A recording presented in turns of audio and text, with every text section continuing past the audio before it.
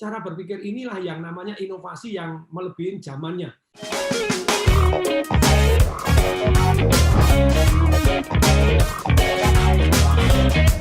Patung, sebelum Patung menjelaskan penjelasan tadi lebih lanjut ya, ini ada pertanyaan. Patung, kalau kita berinovasi kan ini punya kecenderungan, atau kalau kita mengeluarkan sebuah produk baru, sekarang kan lagi rame banget ya, karena mungkin paham atau pengertian tentang ATM. Jadi orang tuh banyak sekali mudah mengcopy paste begitu ya, terus kemudian mengeluarkan produk yang hampir serupa dengan harga yang jauh lebih murah.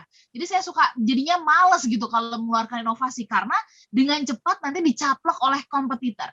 Nah, bagaimana caranya Patung? Apakah kita membiarkan ya, atau membebaskan hal ini terjadi begitu, dan kita terus melakukan inovasi? Seperti apa penjelasannya Patung? Silahkan. Ya, satu adalah paten, gitu ya, dipatenkan terlebih dahulu, ya. Kemudian berikutnya ya ditegakkan aturan. Sekarang sih mulai kok lebih paten mulai lebih dijalankan begitu.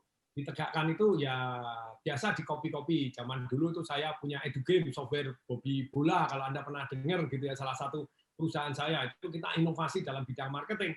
Boom, dalam 1 tahun dari hanya berapa puluh ribu langsung laku 9 juta CD, no ya. Anda ikut di marketing revolution saya, Anda ikut di bisnis revolution saya, Anda pernah ikut, Anda akan tahu cerita detailnya, karena ini cerita dari kisah nyata. Bagaimana jualan CD 90.000 jadi customer-nya berebut, itu jadi 9 juta CD setahun, itu sungguh-sungguh luar biasa. Tetapi dari sekali lagi, jadi kalau di copy itu pernah nggak di copy orang? Pernah ya, kita kan sudah ada, kita kunci pakai apa aja, selalu orang pinter ngopi CD-nya. Ya kita gerilyain, datangin untuk ditertipin, untuk ditegurin itu ya. Jadi ini kami sudah patenkan, mohon maaf Anda melanggar, dan cara negornya baik. Anda kalau saya laporkan polisi, tenang deh. Anda pasti apa? Pasti akan gede-gedean duit kan gitu ya. Pasti Anda punya backing juga, pasti akan gede-gedean. Tapi Anda ya menderita lah, pasti habis banyak duit. Bu Anda jadi distributor kita yang asli aja. Jadi marginnya lumayan loh. Anda jualan zaman dulu CD, margin Anda berarti 2.000 paling, ya kan? Anda modalnya 3.000, Anda jual 5.000, jual 7.000, jual 10.000. Kalau jual tempat saya 90.000, Anda untungnya 40.000. Nah, mending jualan tempat kita. Nah, tapi itu inovasi untuk bagaimana ngerekrut supaya orang tidak menjual yang mirip kita. Tapi bisa nggak ditembakin kanan-kanan? Oh, bisa. Nah, terus apa yang terjadi? Kalau gitu apakah kita tidak mau inovasi? Enggak, ya kita inovasi terus. Jadi kita akan terus inovasi, terus kemudian semaksimal mungkin inovasinya di monopoli. Jadi banyak sekali orang yang bilang differentiate. Ya differentiate terus caranya gimana? Kalau differentiate ya kita bisa monopoli. Nah hasilnya baru dahsyat. Cara monopoli ya salah satunya adalah paten tadi. Kita patenkan terlebih dahulu, baru kita kerja. Kemudian ada juga yang kita bisa pakai yang namanya resep rahasia. Jadi contohnya KFC itu ada resep rahasia. Coca-Cola itu rasanya itu dirahasiakan. Di dunia itu hanya 12 orang yang tahu loh resepnya itu tadi. Jadi 12 pun tidak tahu satu. Jadi dibagi, harus 1 tambah 1 tambah 3, 3 orang jadi 1 baru bisa. Kombinasinya nggak bisa 1 orang bisa membuat sendiri, nggak bisa. Jadi harus 3 orang. Dan 3 orang ini sudah disumpah, diapain, dia ada hukumannya. Tapi sekali lagi, ini yang sangat-sangat penting. Semoga terjawab, bahwa tapi kalau misalnya kebuka, ya kita inovasi lagi.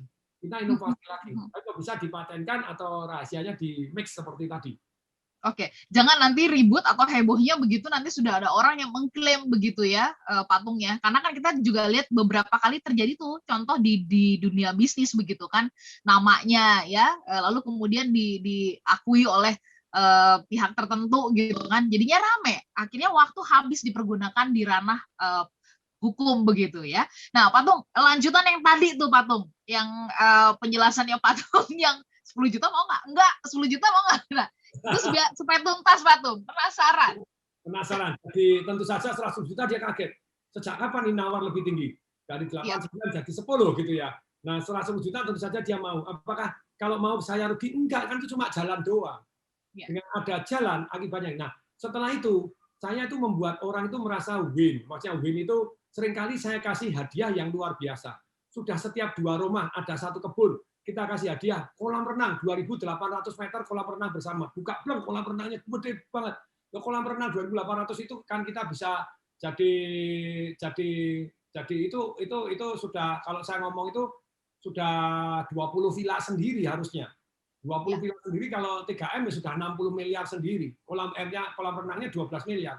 Jadi kita membuat nilai tambah yang membuat orang berebut. Kalau nggak mau goblok luar biasa. Sudah lebih murah dari tetangga, lebih bagus karena ada view-nya kolam renang yang luar biasa, kolam renang bersama. Jadi kuncinya di sini. Kalau Anda mau berebut, Anda mempunyai nilai tambah lebih dibanding orang lain. Entah lebih bagus banget, istilahnya orang, intinya dan Anda jago memberikan penawaran, kalau orang nggak mau kesannya goblok luar biasa, jadi itulah makanya yang jualan properti di tempat saya kemarin kan dalam 3 bulan dapat komisinya 1 miliar gitu. Ya betul, itu yang tertinggi, itu juaranya. Dapat 1 miliar dalam kerja 3 bulan. Enak atau enak banget? Lah enak. Saya pun sama agen-agen properti seringkali saya ubah. Daripada agen properti ribut, terus kemudian minta komisi-komisi ini, agen properti yang bayar dulu deh. Apa pernah dengar agen properti bayar dulu sama developer? Ya agen-agen properti saya. Tapi begitu dia bayar, saya permudah untuk jualannya, begitu ya. Jadi mereka dengan senang hati bayar. Kalau nggak bayar, kesannya malah goblok luar biasa. Nah ini cara berpikir inilah yang namanya inovasi yang melebihi zamannya. Zaman di mana orang nyogoin agen-agen properti, tempat saya, Anda mau? Saya bantu jualan, Anda tinggal ngundang doang, pakai template-template, kemudian Anda jualannya lebih mudah, komisi untuk Anda. Nah, itulah yang namanya, makanya mereka bayar namanya istilahnya komitmen fee, karena banyak agen itu kan sibuk jualin semua orang. Pokoknya mana yang laku dia jualin, tidak fokus jualan ke produk satu developer saja. Nah, kita kepingin agen-agen komitmen. Kalau Anda komitmen, tak bantu. Anda tak bantu caranya email, bagaimana caranya WhatsApp, bagaimana caranya telepon, bagaimana di training, bahkan ada template-templatenya tinggal kirim dengan sederhananya, maka terjadi satu yang dahsyat luar biasa. Ini Mbak Ola, diolah nih, Kak Ola ini, wah, boleh apakah ini saya geblak langsung secara cepat semua, atau next nanti kita bahas lagi tadi. Nanti kita bahas next lagi Patung karena waktunya mepet pastinya nanti langsung akan di-cut ya, sayang banget. Tetapi butuh highlight dari beberapa yang tadi Pak Tung sampaikan. Mungkin di bagian ini nih ya, untuk bisa mendapatkan atau mendatangkan manfaat.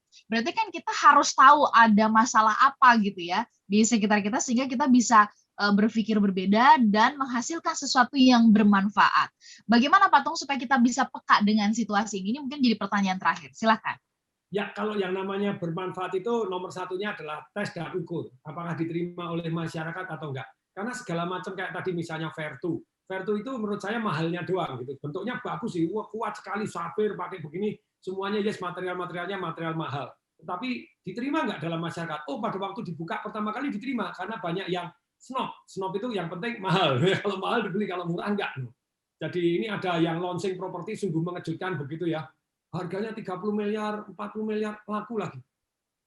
No, tentu saja dia punya kelebihan. Oh, kelebihannya ada view danaunya, ada tamannya yang luar biasa. Saya itu luar biasa. Oh, jadi dijual murah, tidak begitu laku, dijual mahal malah laku gitu ya. Kenapa? Karena ada orang tertentu yang kalau mahal baru beli. Dan mereka senang bergaul dengan orang-orang yang mau mahal. Oh, hanya terbatas lagi. Jadi sekali lagi, Anda berani nggak? Berani. Tes dulu ukur market. Dia bisa jual mahal kok. Kayak iPhone yang terakhir-terakhir ini, mohon maaf gitu ya, banyak pencinta iPhone bakal marah kalau saya ngomong. Termasuk istri saya pencinta iPhone. Anak saya yang juga mau iPhone gitu ya. Jadi iPhone zaman dulu itu terjadi inovasi lompatan-lompatan. Tapi yang terakhir ini seringkali ketinggalan. Ketika yang semua sudah anti air, dia ada anti air. Semua mulai mengeluarkan yang besar, dia sibuk masih yang kecil. Kalau saya salah tolong diralat karena bukan ahli iPhone. Tapi anak saya juga senang sekali. Papa, tapi ini ada kelebihannya loh. Loh, ini selalu ada nilai tambah. Terbukti loh, dia jual sudah premium harganya, makanya profitnya tinggi luar biasa. Terus kemudian dia mempunyai kelebihan apa? Pak, saya pakai iPad, aku pakai MacBook itu dengan ini kita bisa integrasi semua. Dan antar komunitas sesama yang pakai iPhone itu ada aja, silakan, enggak apa-apa. No. Makanya saya janjian sama anak saya, kalau nilai Anda A semua boleh lah, mau ganti iPhone terbaru boleh.